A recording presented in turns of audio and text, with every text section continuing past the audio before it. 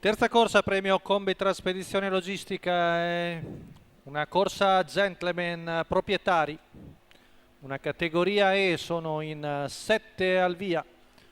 Lo schieramento: 1 Demon Bar Vittorio Bosia, 2 Peter Pan GSO Federico Bongiovanni, 3 Primavera S Jessica Pompa, 4 Socrate Benal Marcello Becci, 5 Ranieri Francesco Fronzoni, 6 un Fatbull Model Luigi Mario Rubino, 7 Uragano del Pino Patrick Romano.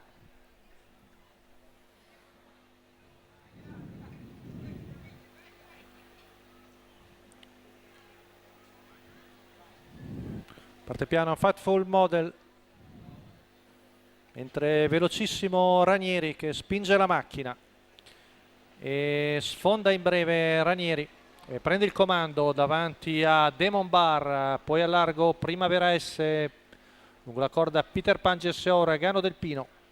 Prima curva con Ranieri e Francesco Fronzoni in vantaggio davanti a Demon Bar, 200 in 14,9 al largo. Vediamo Primavera S, poi lungo la corda invece sono Peter Pan GSO e Uragano del Pino, con i primi 400 che vanno via in 30 tondo tondo.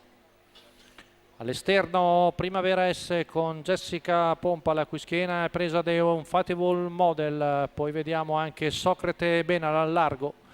I 600 percorsi dal figlio di Fromabow in 45,7.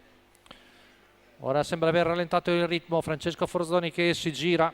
Al suo esterno è sempre Jessica Pompa con Primavera S, poi Wonderful Model, Socrate Benal. 14,6 qui dei fronte alle tribune, viene fuori un primo giro in 1 minuto e 3 decimi, sempre Ranieri in vantaggio su Demon Bar, Peter Pan GSO Uragano del Pino. Questo è il treno interno, mentre accenna la terza ruota Socrate Benal al chilometro in 1,15 e 3, sempre in vantaggio Ranieri.